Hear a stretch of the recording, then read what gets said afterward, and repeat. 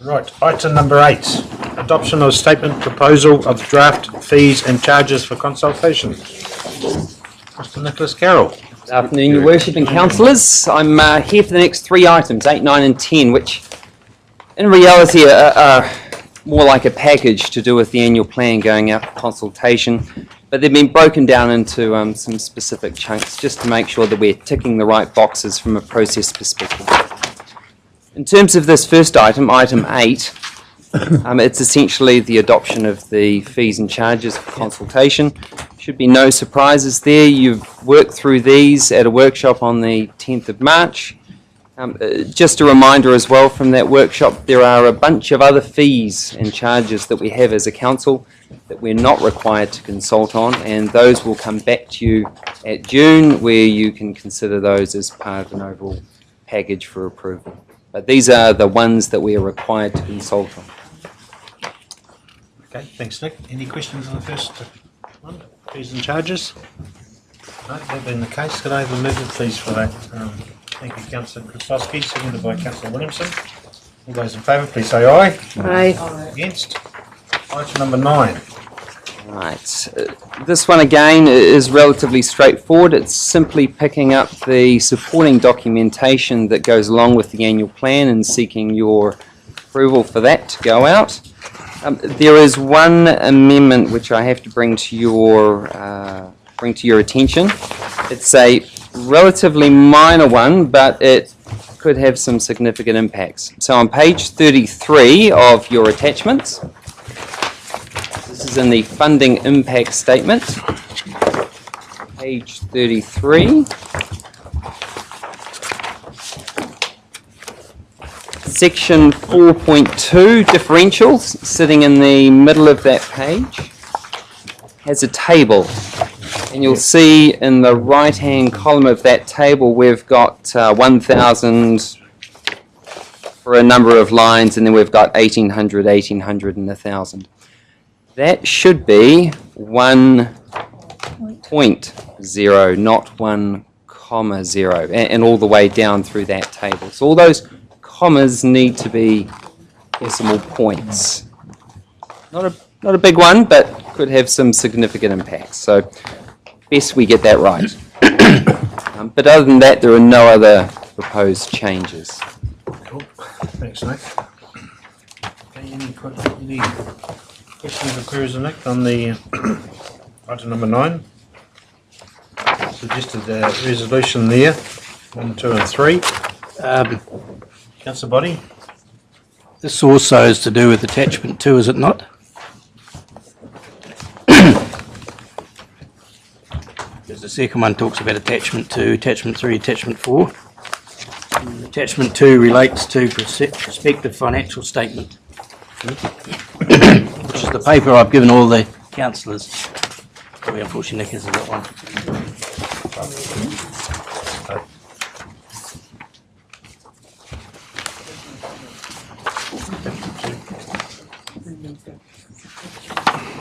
It's attachment 2 and this attachment is the perspective schedule. Can you some queries on that? Well, yes, and I spoke to Mr. Manhattan this morning. When we look at page 9 and we look at long-term plan 16-17, I would assume that the figures there would be from the long-term plan that we passed 18 months ago, whenever it was. And if you go down to total rates and revenue, which is about halfway down the page, you'll see for 16-17 the figure of 61,782.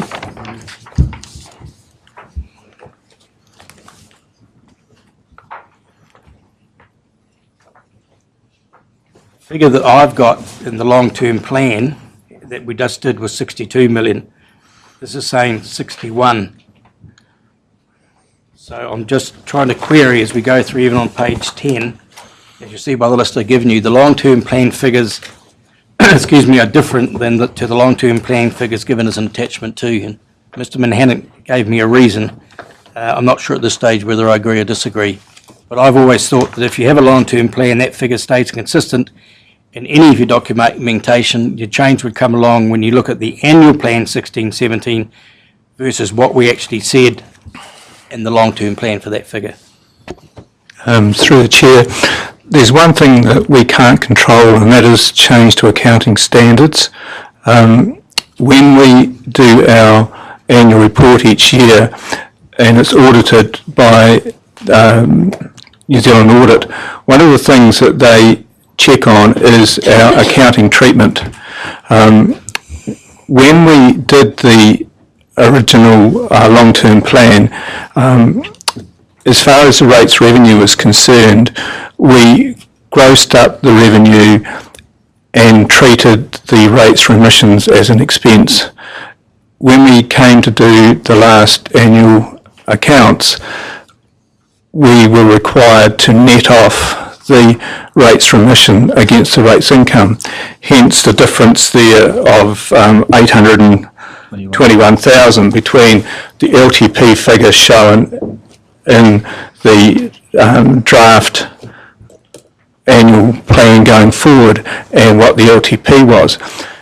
When we did the annual plan, we did it on the same format as the annual report that we did for the 14-15 year. If we stuck to the same format of the LTP, then we would get a number of significant variances between the annual plan for 16-17 and what the LTP said. We've not changed the numbers. What we've done is changed the accounting treatment of those numbers to align with our current accounting policies, which unfortunately we have no say in and don't set, but we have to comply with them. So any changes has to be reflected in our financials. Anyone understand that?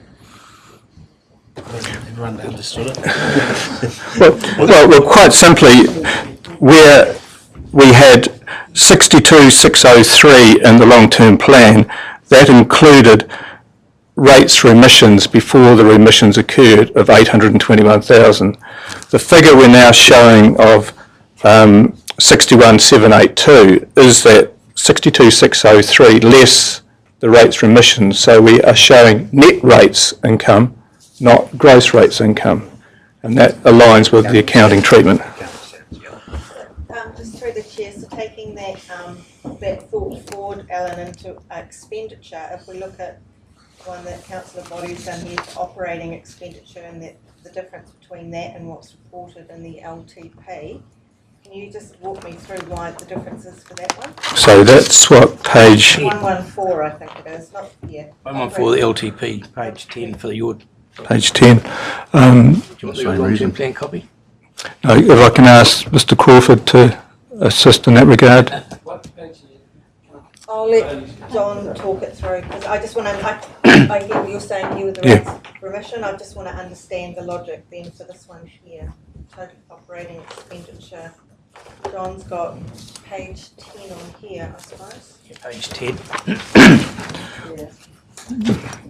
83,856 verse. 83,856, and that's 81, which is on 114. Is that enough information for you to have a look at? Yes.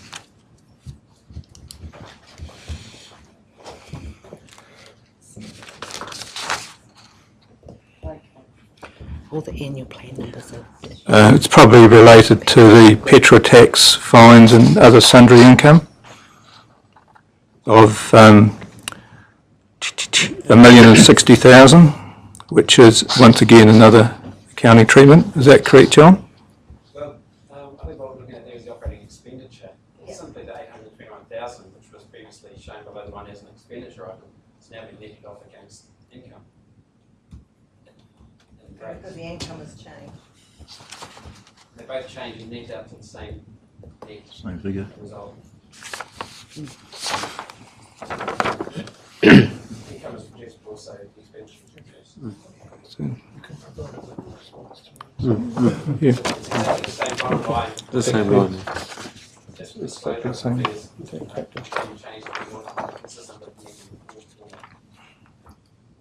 Is there an opportunity at some stage when the dust settles to have a look at the LTP numbers and just reflect the Yeah. useful?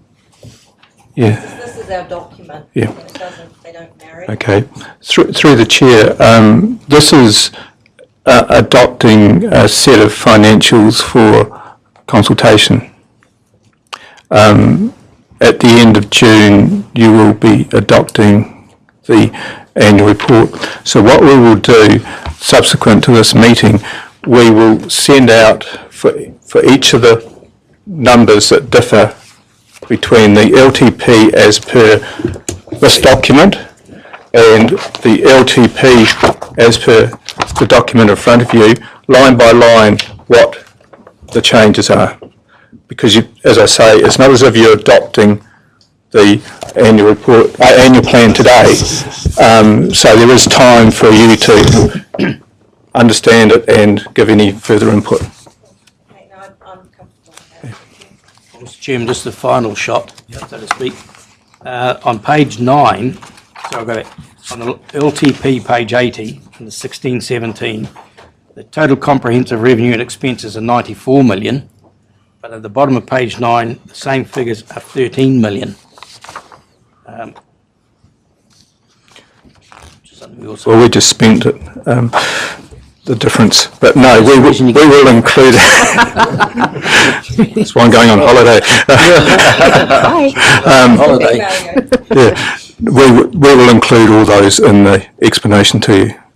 Thanks. Thank you. No, it would be good, because people, if this is out in the community, Yeah. and people are going, Yeah. it doesn't add, Yeah. and if there's good explanation, Yeah. let's make sure we will understand. Can I just respond? We could have left the LTP figures exactly as they were presented in the original document, but we felt that it was better reporting, because otherwise you wouldn't be comparing apples with apples when the allocation of some of the expenditure is shifted. So we will, by the end of next week, we will make sure everybody's got it. Note that, John. And so therefore, if you get any questions from the community, you'll have the answers. Through the chair. You think, I appreciate all the comments, obviously we all need to understand, but I don't quite understand why it hasn't been highlighted as $1 million extra surplus in the LTP revised figures. But the thing is, and I'll say it for the last time, because I've been proven to be wrong, I suppose, I believe if you have the LTP figures, that stays in the column, and then you put it in the annual plan what they are and give the reasons for it. I rest my case. All right, thank you, Councillor Krasowski. Sorry. Questions, if I may. Under the prospective statements of borrowings, we have the figure of our closing gross debt figure, but I can't find any corresponding closing net debt figure. Can someone? We don't actually show that as a separate number because that's just netting off the assets and liabilities side of affairs. Can I just report, Councillor, those figures on 14 are consistent with the LTP figures. But we'll take that one on board as far as, Yeah.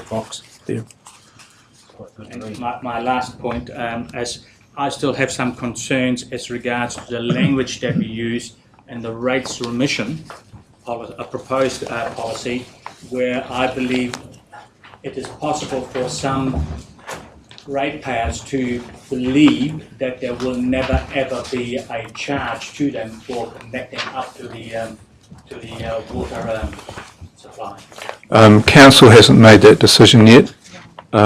Based on the feedback from the consultation, you will then revisit your decision in that regard.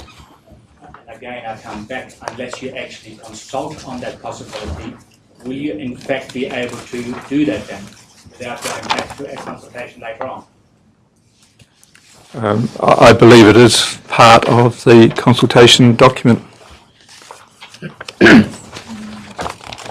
about to look at the next. We'll cover in the next. I've raised my concern and I'll leave it up to you. Okay, Nick, anything further to add on item I guess 9? the only thing I'd add to that conversation is that the legislation, the Local Government Act, requires council to review it after 6 years regardless. So there's there's an inbuilt review process sitting there, and at that point you can choose, or council may choose, to progress or to. But we To don't not actually have say that, and that's my point, is that we know it, but the people who are going to submit to it don't know that. That's my point. Mr. Chairman, could I also support Councillor Krasowski in that regards of the letter we got from Waitanui, and I know people are going to say, well, we didn't know how many people there, how many agree with it, but they do make a condition which is, for any reason in the future, no connection fee would apply at the time of that connection. Now, when we go to the long-term plan, revenue and financing policy, page 98, it states, we also believe that individuals, groups and communities should pay for the services they receive at the time they are using them. This is important when we build significant infrastructure, blah, blah. Are we going to be in breach of the long-term plan by saying, no, you don't? I'm sorry. I got a little bit lost there. Can you repeat the question? Well, the question is, in the letter that we received way back it was dated in February, I think we got it in March or late February, whenever. The meeting on there said that they would no connection fee would apply at the time of that connection is one of the reasons they may take the water down there. But when I read the revenue and finance policy in the LTP, we also believe that individuals, groups and community should pay for the service they receive at the time they are given them. Are we going to be in breach of the LTP? No, because what you have in the LTP is that philosophy, and then in your rates for remission and postponement policies, you have the ability to say that there are specific situations where we're going to deviate from that overall philosophy. So what we're saying in this situation is, across the board, we would expect that if people are in a position where their property is serviceable, then they would pay a half water rate. What you're doing through the rates for emissions policy is potentially saying to the community, in this situation we believe there are specific circumstances which mean we should deviate from that overall philosophy. So no, I don't believe you'd be in conflict with your long-term plan. Thank you. All right. Suggested resolutions here 1, 2 and 3. Item number 9. I have a mover, please. Councillor Cousins, seconded by Councillor Stewart. All those in favour, please say aye. Aye. Against, carried. Item number 10. Okay, adoption consultation document for the annual plan. Colourful. Okay, no. Right, here we go. So I understand that copy's been circulated to you earlier today for tabling. The contents should not come as a big surprise. You discussed those in the council workshop. Again, the mocked-up version was circulated on the 23rd of March for comments. As I understand it, we've had comments from 2 elected members come back, and we've made some very minor editorial changes as a result of that. What has changed subsequent to that again is a minor tweaking of the section on rates for emission, which we were just talking about. And that's to place, I guess, greater emphasis on the subsidy that we're getting from the government, the 1.9 million, and to perhaps make it even clearer that those who choose not to connect would not be expected to pay that half charge. So it's about clarification. So happy to take any questions you may have with regard to that. Okay, everyone clear on that?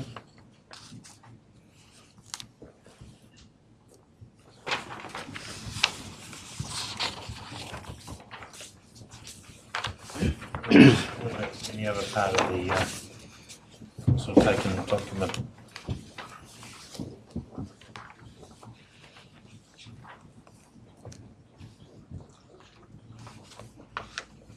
Happy? Yep. Okay. Suggested, thank you, Nick, for that. And thank you, Lisa, for obviously putting that together. That's good. Van gets used again, though. And all of that van, you're going up in value.